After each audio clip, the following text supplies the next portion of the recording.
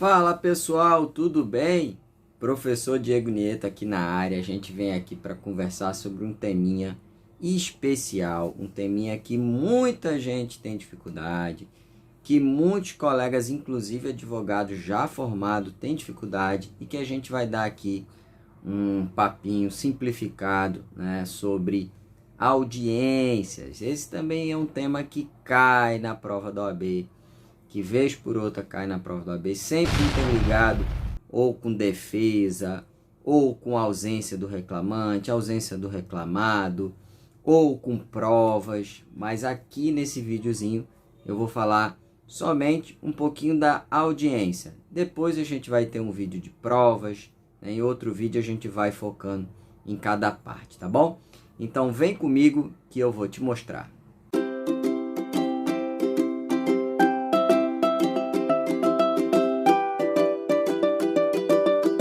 Bom, pessoal, vamos lá. Chegando aí na área, professor Diego Nieto, vamos falar sobre audiências. Pessoal, primeira coisa que a gente tem que ter em mente é que audiências é um ato complexo, tá? Muita gente até fica com medo, né? Depois de formado, depois tira sua carteira, tem pavor da audiência, né? Em parte, é normal ter esse receio, esse medo, né? Porque é um ato que, de certa maneira, exige um conhecimento da pessoa, do advogado, e também, obviamente, é um ato um tanto complexo, no sentido de que é um ato plural, é um ato que envolve uma série de coisas, uma série de atos processuais, uma série de intenções dentro do processo, e é um ato solene, é um ato formal, né? Tem um juiz ali, tem os envolvidos, tem os sujeitos envolvidos, tem o seu cliente muitas das vezes, então é normal ter essa sensação. Mas vamos lá, aos poucos a gente vai desmistificando isso aí. Primeira coisa é que audiência, essa palavra audiência, ela vem de um radical latino de audire, né? Que significa ouvir, né? Ouvir coisas, ouvir as pessoas e por aí vai.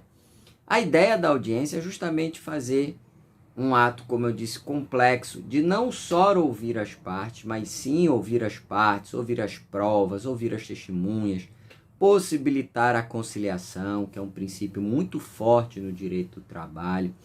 A gente sabe que o direito do trabalho é um tipo de processo, né, que tem uma ciência muito própria, é um processo que tem uma característica simplificada, que tem uma característica de informalidade, que tem a característica da oralidade, né? Então a gente tem muito esses princípios dentro do processo.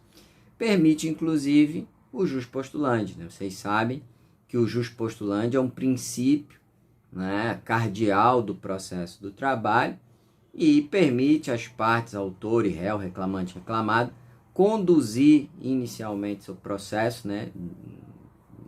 Quando eu digo inicialmente, porque tem algumas restrições, mas de um modo geral, você pode atuar sem a presença do advogado, apenas com a sua estratégia.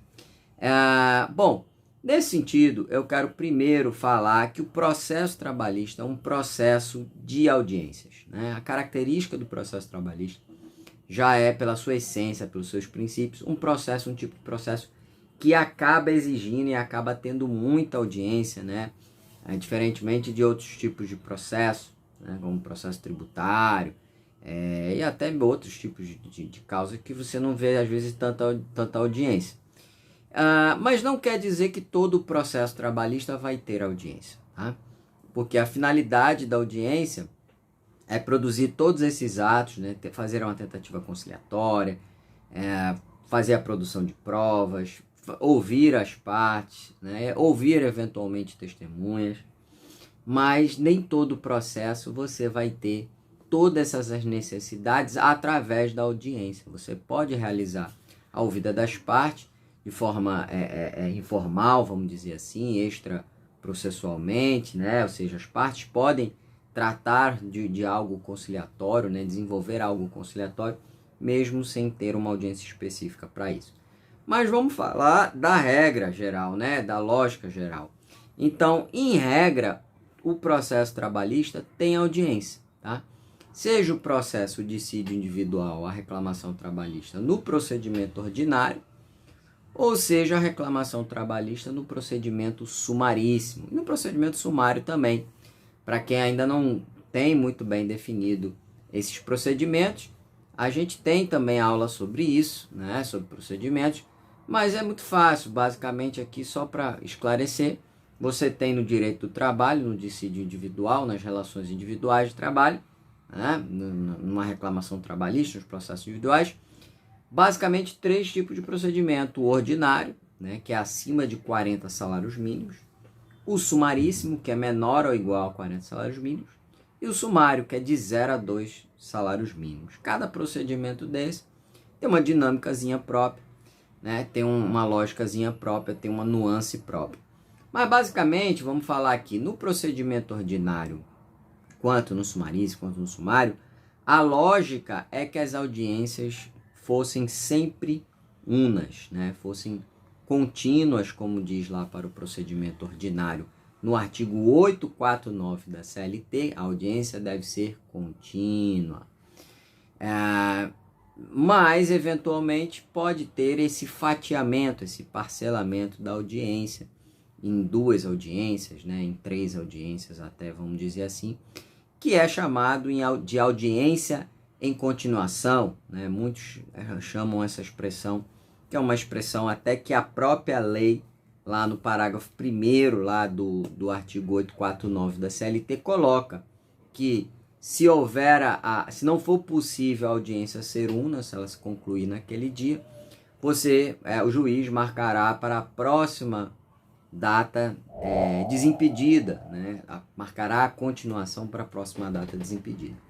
Então é importante a gente entender que, em regra, também no procedimento ordinário, as audiências deveriam ser unas, mas há a possibilidade dessa separação, dessa cisão da audiência, seja pelo parágrafo único do 849, seja também pelo parágrafo 1, do 849, como também por parágrafo 1 do artigo 844 da CLT. Todos esses 2 artigos permitem que você, no procedimento ordinário, haja, né, que o juiz faça o fatiamento aí dessas audiências.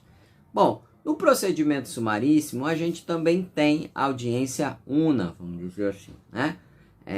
Antes de eu falar disso, vale dizer que no procedimento ordinário é muito comum fazer esse fatiamento. Então, o juiz pode fazer una, pode fazer contínua, né, que seria una, deveria fazer una, mas na prática forense, a grande maioria dos juízes acabam separando para uma primeira audiência conciliatória, uma audiência inicial, né, que faz uma tentativa de conciliação, recebe a defesa, analisa os pontos controvertidos, e só depois, no procedimento ordinário, é que se marca tradicionalmente uma audiência de instrução, né, onde vai se coletar a prova oral, né, onde se vai ouvir as partes, onde se vai, quando se vai, melhor dizendo, ouvir as testemunhas, né? Então, tradicionalmente no procedimento ordinário, valendo-se desse parágrafo 1º do 849 ou o parágrafo 1º do 844,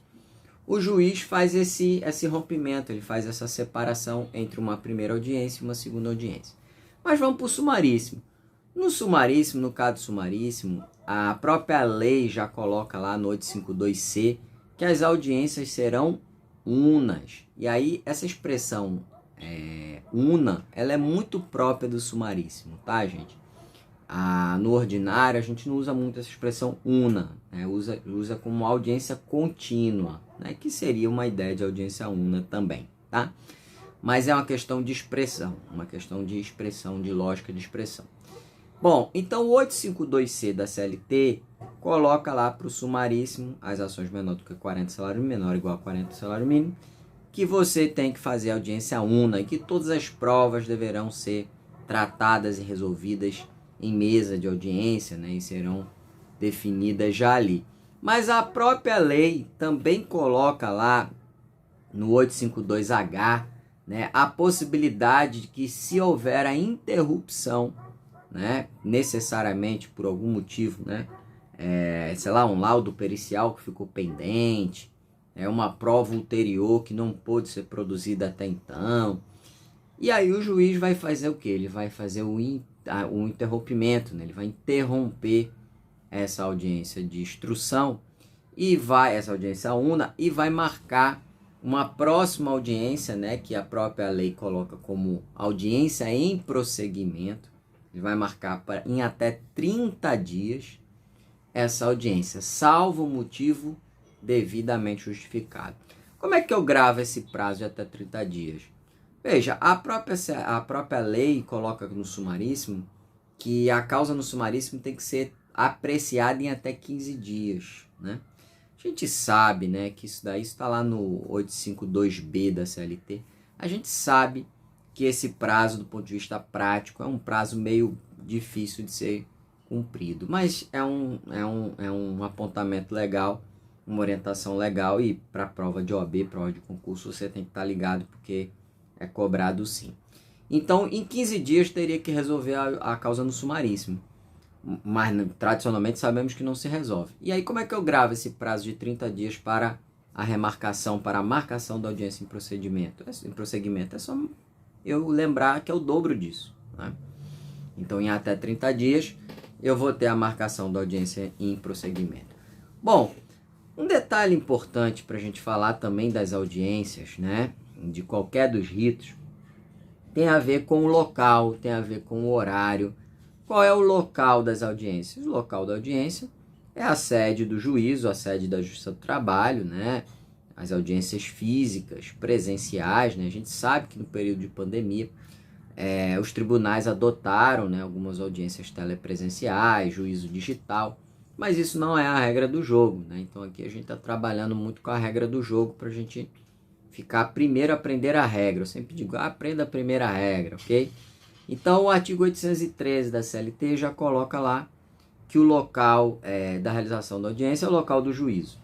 E que pode, lá no parágrafo 1 do 813, ser marcado a audiência para outra localidade. Agora, para que isso ocorra, tem que ter uma comunicação prévia de pelo menos 24 horas antes da audiência. Então você tem que pelo menos tomar conhecimento disso, né? 24 horas antes, até porque senão como é que você vai chegar no local, né?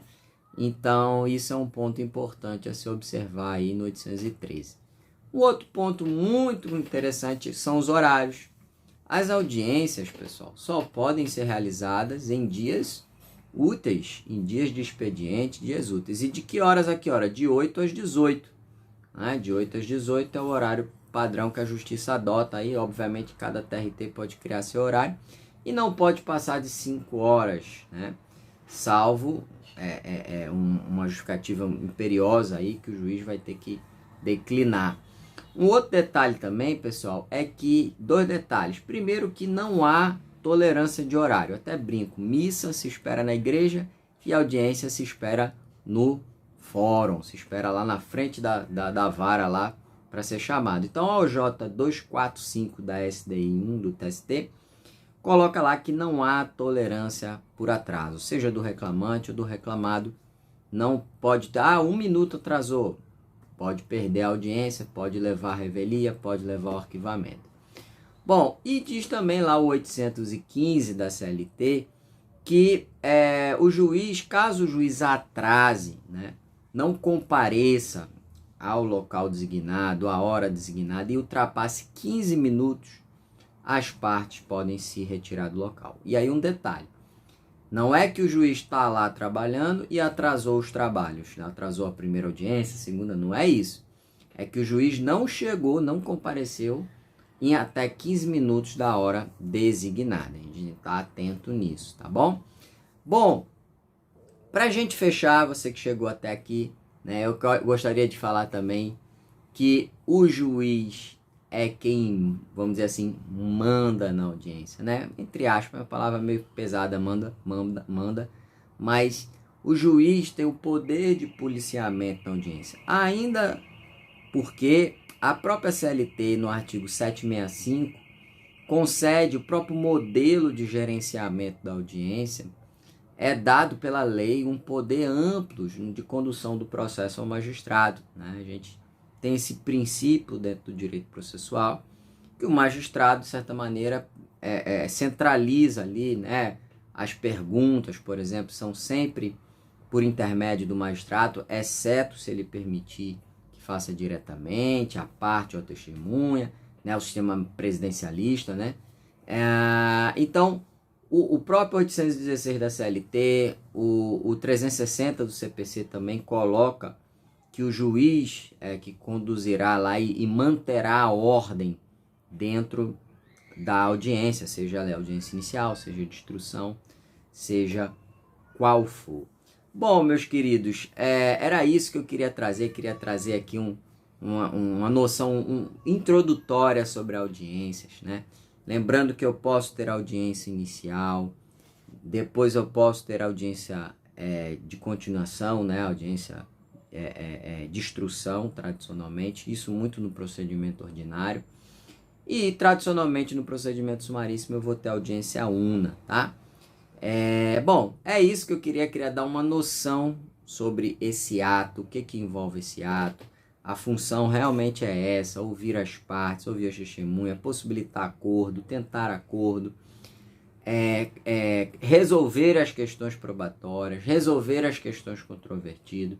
Tudo isso é função ímpar, função central do ato de audiência no direito do trabalho, no processo de trabalho, tá bom?